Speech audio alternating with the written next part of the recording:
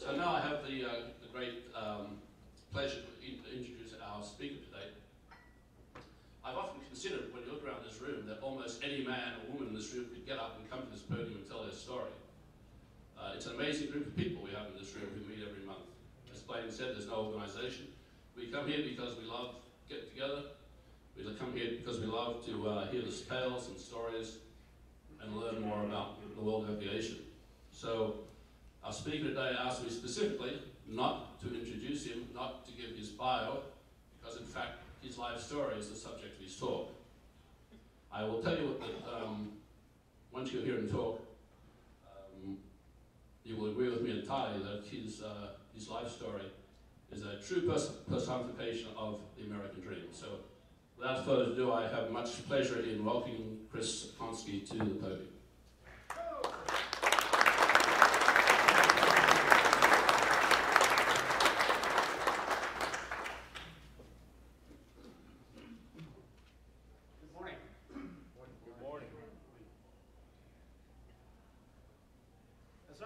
This room, I believe it is safe for me to say that besides being old and bold, we all have at least two things in common.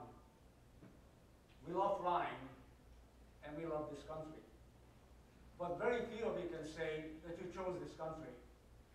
I can, and I did. This presentation is not about me. Rather, it's about the tremendous opportunities this country and the United States Navy gave me.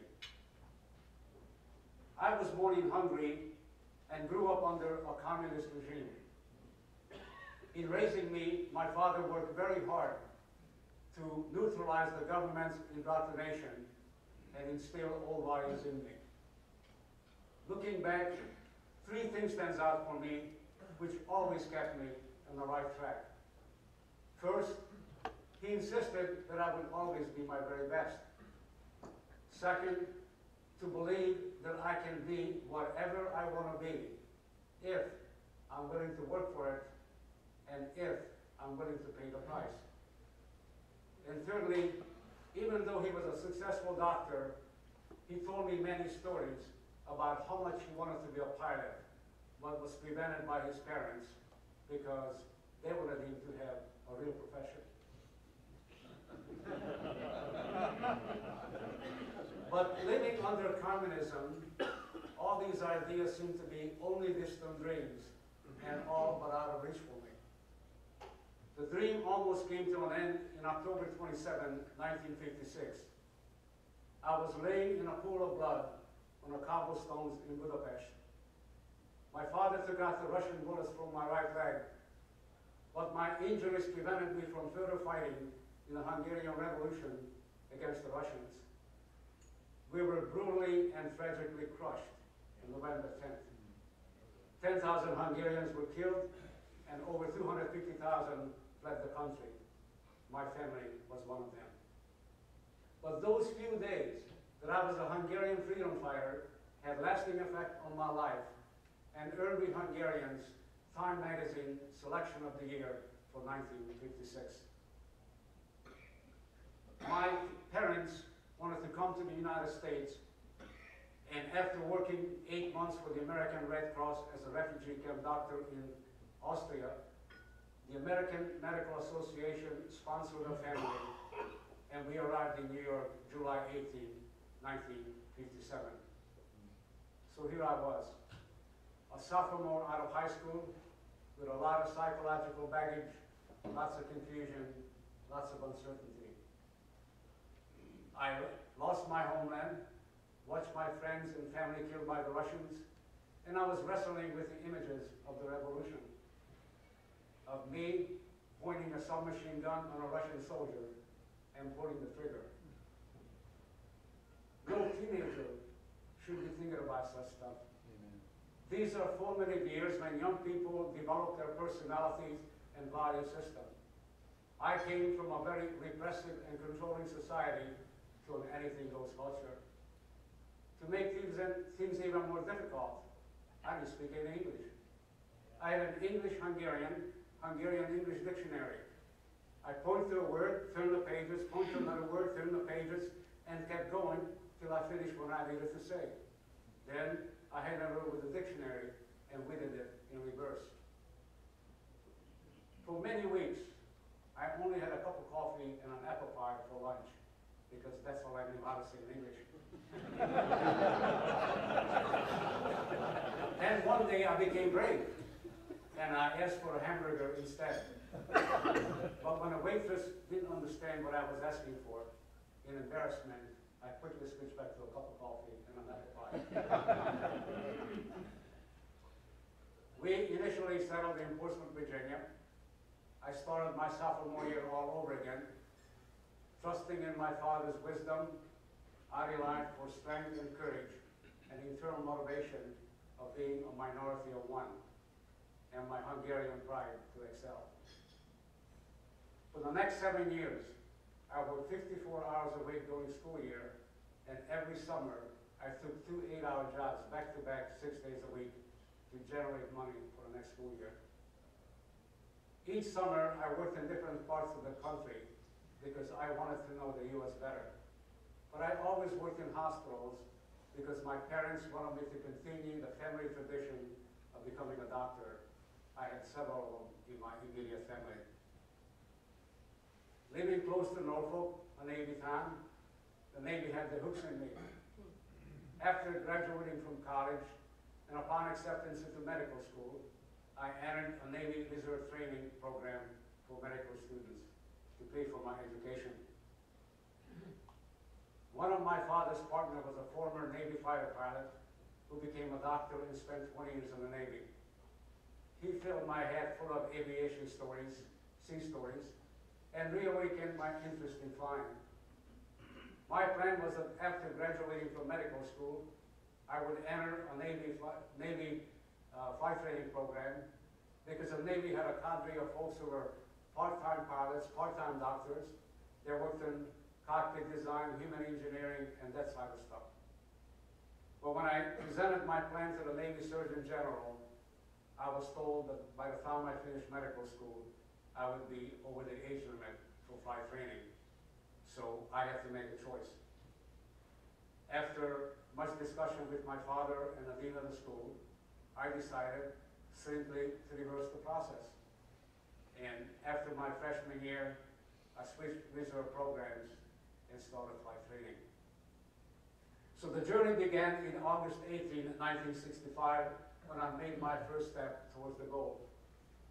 And yes, a much, much younger version. With each training flight, my enthusiasm and love of flying increased. I loved the Navy's culture of strict discipline and accountability. And I loved the chance to thrive under pressure. I spent every waking hour studying, not only for self-preservation, but I wanted to be the best pilot that I could be. I guess the studying paid off because I finished first phase of flight training, #1 academically, and #2 flight grade-wise, and I made a jet cut and reported to Kingsville, Texas for jet training. But I need to step back a bit. These Russian bullet holes in my right leg were constant reminders and made me continually search for ways that I could face the Russians again, this time on a more equal term than in 1956. I meticulously studied the missions of the various Navy squadrons, and I asked for advice from many senior naval officers. One day a Navy captain said to me, "Fighter and bomber pilots only train and practice for war. In any submarine warfare, they do it for real. Daily, they operate against the real adversary, peace or war." That's all I needed to hear. Even though the Vietnam War was raging, I felt that this was my chance to face the Russians again. And some of the statistics also helped me. The Russian Navy had far more warships than with it. They had far more nuclear power submarines with it. They had 400 against the 135. And with 92 million square miles of water, I felt there was a lot of room for mischief. So after much soul searching, and yes, dismay of some of my friends, I turned down jet training and switched to multi-engine instead. Receiving my wings, I chose this ugly-looking warbird, the P-3 Neptune, because I loved the way she looked. A glass bubble nose, two 350 reciprocating engines and two jet pods, with two turning and two burning. You could crank one up to 320 knots. That was awesome for a budding aviator. Plus, I knew that if I stayed in the Navy long enough, eventually I would fly the sleeper P-3 Orion, which I did 2.5 years later. In retrospect, that was a great choice. It offered me lots of challenges and lots of job satisfaction throughout the years. You see, for me, flying is not a particularly difficult job. What is difficult is to employ an aircraft as a weapon system. In case of any submarine warfare, in addition to normal flying skills and knowledge of aerodynamics, aircraft system, one has to be well versed in Russian submarine technology, Russian submarine tactics, a use of a large variety of weapons, intimate knowledge of fleet operating procedures, meteorology, oceanography, just to name a few. Since I flew P-3s majority of my career, I'm going to describe the airplane tied to its mission and then talk about some of my assignments. To me, the P-3 is a multi-mission weapon system. It gives the operational commander lots and lots of flexibility. And just the kind of weapons the aircraft employs. The aircraft flies at 330 knots at 28,000 feet and has a maximum range of over 5,000 nautical miles. The aircraft has a crew of 12, 7 enlisted, and 5 officers. Of the 5 officers, 3 of them are pilots. The crew normally stay together for over a year. And unlike the airlines, the training of the flight crew is the responsibility of the captain of the aircraft. So, my success not only relies on my own skills and knowledge, but how will I train, manage, and lead my flight crew. The aircraft has a rather large and well-designed cockpit with the 2 pilots and a enlisted flight engineer. The other 2 officers, the tactical coordinator, sits on the left-hand side behind the cockpit, and a navigator on the right-hand side. This happens to be one of the 2 acoustic sensor operators station, which is normally manned by one of the enlisted flight crew members. Training and leading and managing my flight crew and employing my aircraft in a high tempo of operational environment was very challenging and very demanding. Flying at 200 feet over the water, continually maneuvering for hours and hours with a 101-foot wingspan aircraft, I really earned my flight pay. Back then, the P-3 community was a very large segment of naval aviation. These are the units used to fly the aircraft. And I mentioned that I consider the airplane a multi-mission aircraft, and I count the airplane as a force multiplier because it gives the operation commander lots of flexibility. For example, this is a partial list of weapons we were capable of carrying. 4 types of missiles: the Harpoon, the Maverick, the Slam, and a Bullpup. This is a Harpoon. 2 kinds of conventional bombs, a cluster bomb and a snake eye. This is a cluster. 4 pods of Zuni rockets, 8 torpedoes, or a nuclear depth bomb. 12,000 pounds of mines, and lots of sonar buoys, both internally and externally. So how's that for flexibility? A minute ago, I mentioned that the P-3 is a multi-mission weapon system. So what are our missions? First of all, our primary mission was anti-submarine warfare. Basically, that meant that we kept track of two types of Russian submarines: ballistic missile threatening our homeland, or we were sanitizing a fleet operating area against cruise missile carrying attack submarines. Another mission was mining. Another mission was to provide pinpoint targeting to our warships, aircraft, or submarines, or receive targeting information from them and then use our onboard weapons to destroy targets up to 60 miles away. Another mission was maritime surveillance, where we kept track of Russian warship movement and the operation of their resupply cargo ship. We did extensive photographic coverage of them and then entered their position, course, and speed into a military database. By the way, it was a P-3 crew who discovered the missiles which led to the Cuban Missile Crisis.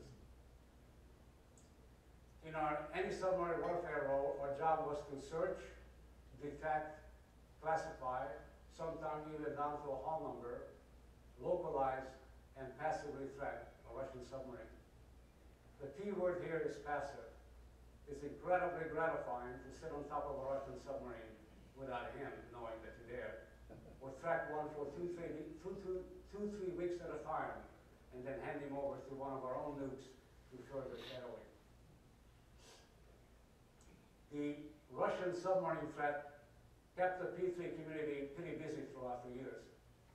In my 16 years with them, in addition to a vast array of new cruisers and destroyers, the Russians introduced 8 classes of nuclear submarines. 4 of those were ballistic missile and the other 4 cruise missile submarines. But what's most important is to know that the Russian had the world's only double-hull submarines, the world's deepest diving submarines, the world's largest submarines, submarines with missile ranges of over 4,400 nautical miles. So, what did I do in the Navy? In my years of flying P-3s, I was a flight instructor for 14 years, including the pinnacle of instructing in a fleet replacement squadron for 3 years. I was a nuclear weapons delivery pilot. I participated in the introduction of the Harpoon missile to the P-3 community, which was the first aviation platform Air Force or Navy to receive the missile. I spent 3 years in Australia, 6 months of it in a senior war college with 16 other nations represented. And then I flew P-3s with the Royal Australian Air Force for 2.5 years. First, I was their operations officer, and then they asked the Navy to extend me, and I became the executive officer. This was probably one of the best part of my Navy career. They have incredible professionalism and superb flying skills. Their friendship, hospitality, and outlook on life was exceptional.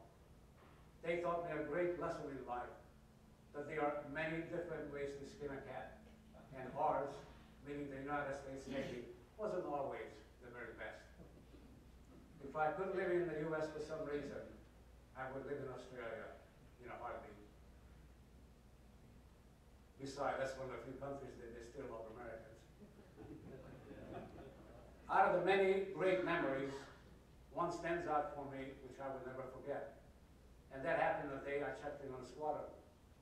The squadron commander called me in and told me that I had 3 months to teach him how to fly a 4-plane formation.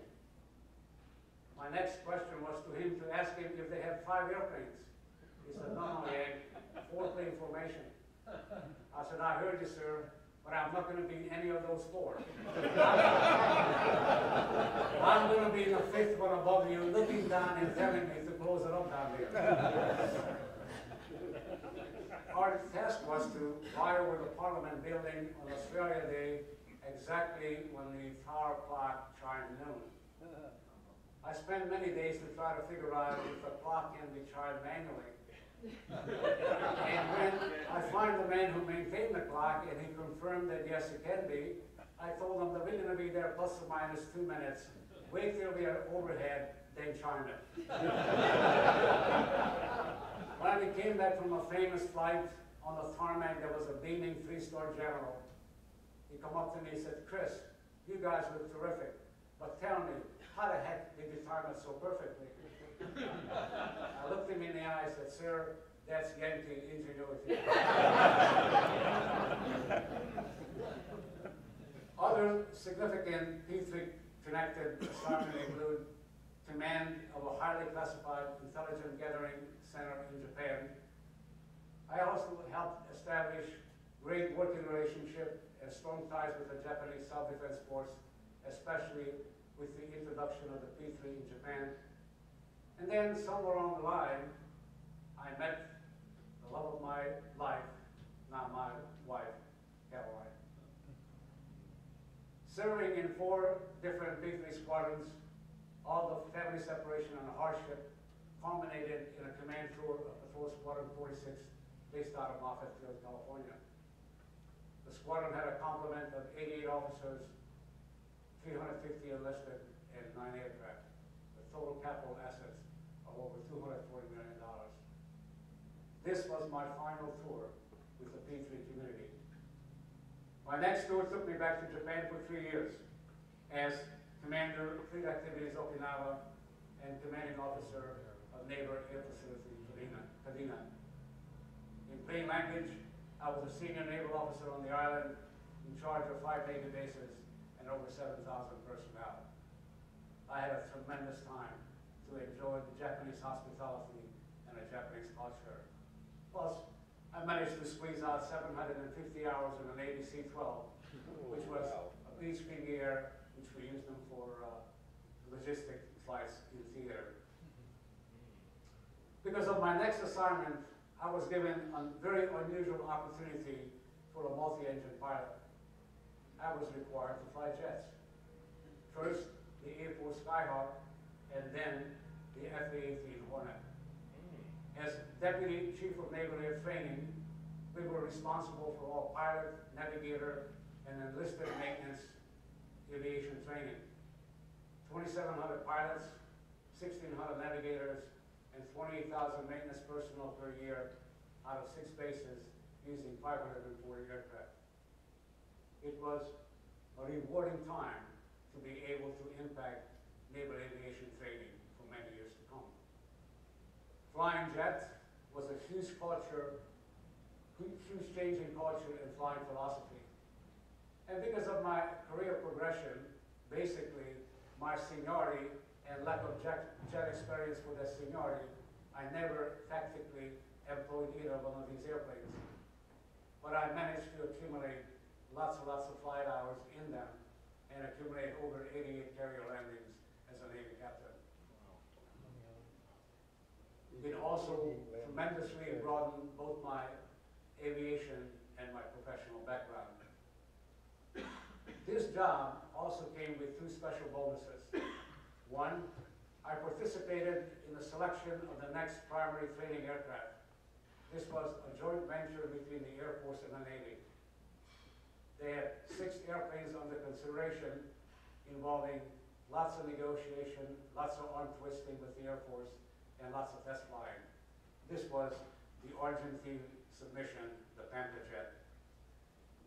The second bonus was even better. The Blue Angels worked for us. And because of my position, I was the guy who approved their airshow maneuvers, their airshow schedule, ran the board, we selected the lead pilot, the squadron commanding officer, and I wrote his annual evaluation. And because of that, I flew with them during that training cycle. I had the highest regard for the Blues on many different levels. On a daily basis, they fly a fine line between maximum performance and disaster. Their safety depends on their own abilities, and they have exceptional confidence in themselves and total trust in each other, even though they know that any one of them can make a fatal mistake. And as a result, they are relentless in their demands of each other. On a lighter note, this is the P-3 community's version of the Orion flight. We worked very hard for years and years to try lieutenant. As with all the things, we have to leave the job for the next generation, the ones we train to replace us. And with 30 great and exciting years, as Navy tradition has it, I made my final salute on 20 August 1995 and asked my boss for permission to go ashore. I did this with a heavy heart. Looking back on my career, there are a lot of people who are responsible for my successes. But these two special people who made all the sacrifices and all the hardship worthwhile. First of all, my wife Caroline, a fellow Navy captain. She continually stood by me with her love, support, understanding, and encouragement. The other one is my son Michael, who sits right here. He is a West Point, he is the one who took all the family, the brunt of the family separations from both of us. He's a West Point graduate, currently a lieutenant colonel, battalion commander, recently returned from Afghanistan. Wow.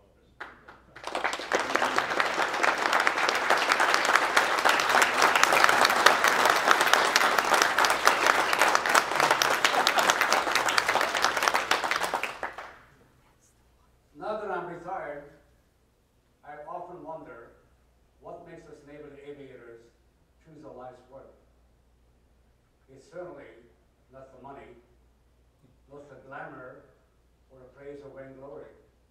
All of them are in very short supply in the hard and practical world of naval aviation. In my case, there was a love of flying, pride in the Navy, and duty, service, and love of country. I cannot find a better cliche than to say that if you're fortunate enough to find that you really love something to do, you never have to work a day in your life. Beside my family, being a naval aviator and a naval officer is my most cherished and proudest accomplishment. To quote from Neil Armstrong, I never felt more proud than when I earned my Navy wings of gold. Looking back at my career, I am extremely fortunate and grateful that I live in the United States.